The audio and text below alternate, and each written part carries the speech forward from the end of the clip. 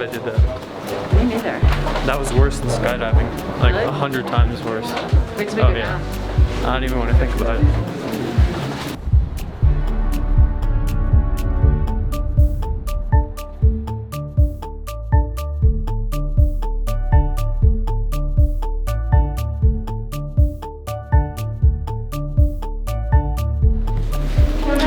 This makes me very sick. It's like I'm gonna fall off the mountain even though I'm inside. This is It's freaking you out. For once, I'm the one who's not scared. It's good for me. How come I'm not scared and you are? This is great. Because this is insane. No, there's people everywhere. It's normal. So what? 50 years I've been coming up here. 60 years. 70 years. We just get up on top? Yeah. I'm really not feeling this at all. Holy cow. I'm like in my head really bad about this. Oh. Alright, I'm just gonna walk up the last bit. Oh. And there is So much no better. waiting time at the moment. Thank you.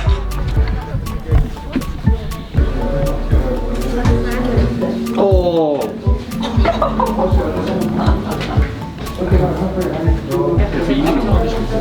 That angle is like, this is not okay.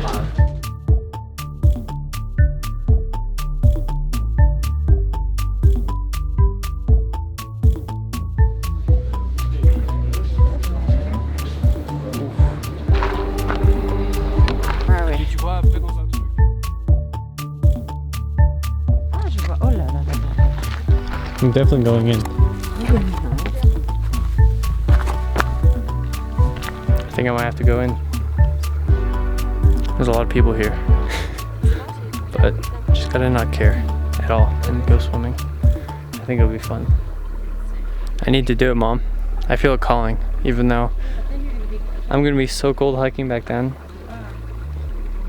So worth it though. You hear that? It's the filtration system.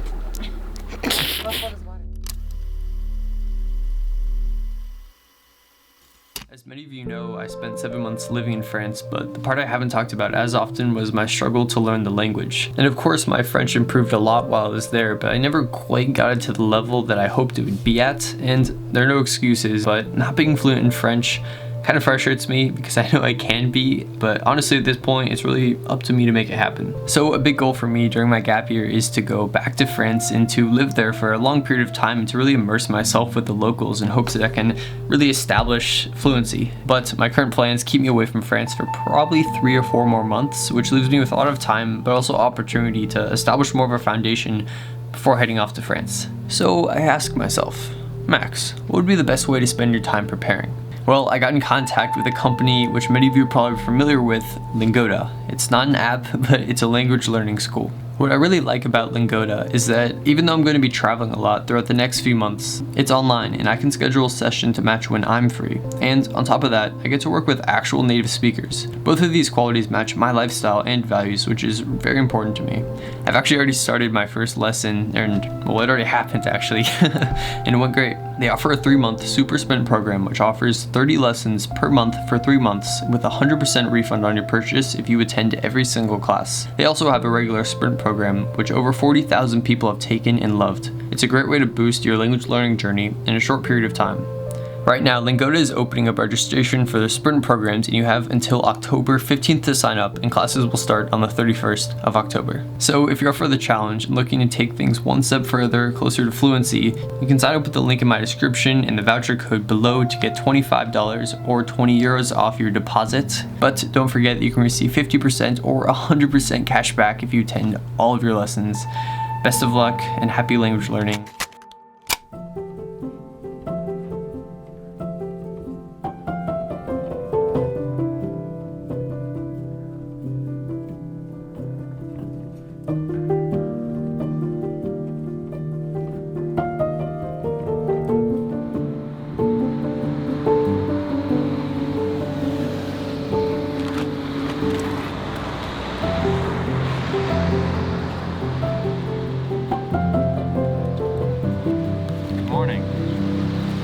Just walked up here and the sun is out.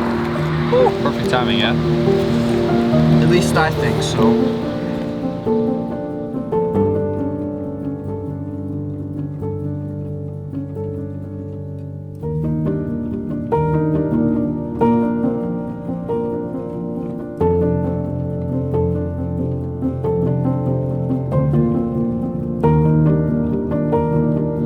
kind of does look like an avocado. That's from here. I don't think it is. No, definitely weird. not. Unless it's like a petrified avocado. That's the exact word. It's a petrified avocado. Is this, am I doing anything different right now? Right now? No. Nothing? No. I'm trying to say I act different. Of course I do. So when I was on a run, I had this question that popped into my head. Do humans deserve luck? Something that is like a universal human right, happiness, or the pursuit of that. I feel like we all get lucky at certain points, but it's like when we get lucky in our lives, that's what makes like the big difference in the end. And I think a lot of luck is sort of working hard. You make your own Creating luck. your own luck. Yeah. I think luck is also being present and paying attention, and then you notice things, and things happen because you're paying attention, and you're more aware, and they kind of come together in a way that some people might call lucky. I really like instead this notion I've been like sort of mulling over for the last couple of months that our yoga teacher's been asking us to consider as we're doing different poses, which is the statement, this is how it's supposed to be. And just not resisting your present moment and being there in it, right? And then things will shift when you're ready, right? But this is how it's supposed to be right now. And then I think most of our discomfort and unhappiness comes from feeling like this is not how it's supposed to be. Things should be different. I should look different. Things should be, I don't know, not as hard for me, or something like that. And instead, when you sort of embrace what is, there's an ease, which is really nice. Yeah, it's true. It's like, this is who I'm supposed to be. This is what I'm supposed to be doing. Right now, this is what I'm supposed to be doing. This is part of my path, which again, maybe brings back the notion of chance, right? Because, or luck. No, not luck really. But just this is how it is. And things will shift when I'm ready. I think that feels better for me. It brings more peace. Yeah, these are big questions for me. Haven't quite finished my coffee. There's no answer. I was just curious. Like, just the question itself sounded intriguing. Do we deserve luck? Cut. That's funny. What is it? Oh, Yeah, it's ice. It's warm. Snow, dude. Don't just dive in, you'll die. I'm not gonna dive in. It's not that bad. Actually, kind of hurts. Yeah, that's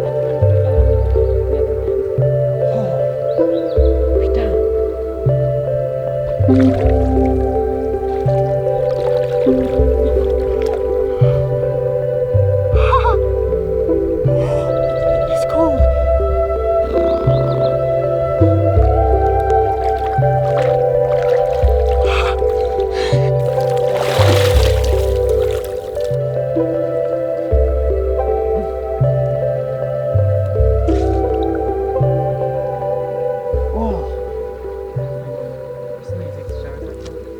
What? Cold water is so good for you. Kind of beat yourself with a stick on. Throw rocks at me while I'm in the water. I gotta go back in.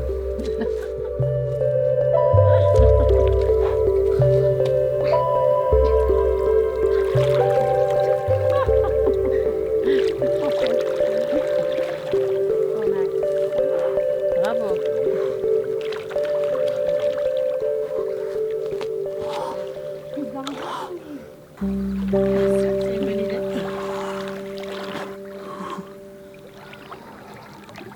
It's hard to breathe.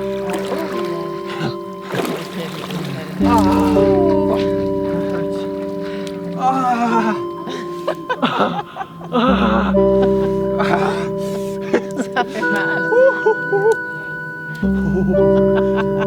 It was like Yeah, it's like dangerous. snow. Yeah, I I know. was trying to swim. I was like, I couldn't. You get stiff? I was like contracting my muscles. Yeah. Alright, look at these things. Getting out of your comfort zone. I'm optimistic about this water. Can I wear my sunglasses in the video? It's more cool that way. Is it? Good. Also, I have really cool pictures of you doing this. What? Oh shit. There's all these secret iPhone features that old people don't know about. They're not a secret. You're just blind to them. But the longer I've been up here, the better I feel. You feel better? You get used to it. Yeah. Yeah. It's because I thought we were gonna have to let him go down. I mean, somebody passed out at the top when they got out, and I was like, "You look like you might." And then when I said we were going to the hypoxia room, he was like, "No," and like walked away from me. Don't talk with your mouth. I'm your mother. Kidding. For me, it was just stunning. I used to be scared of heights, and I'm scared of underneath the earth. What? Yeah, like I get. That sounds weird. Like I get claustrophobic. No, Like I'm when scared of underneath the I earth. went into What? when we went wine tasting a couple years ago. Not you, me, and other people. You go down into a cave and you go through all these caves, and I was like, can't breathe. And then when I got stuck in the elevator, that was really terrible. So yeah, I don't like being in closed, small spaces. So this feels, you know, you just gotta trust. Watching them made me feel scary. Like, not You are scary. No.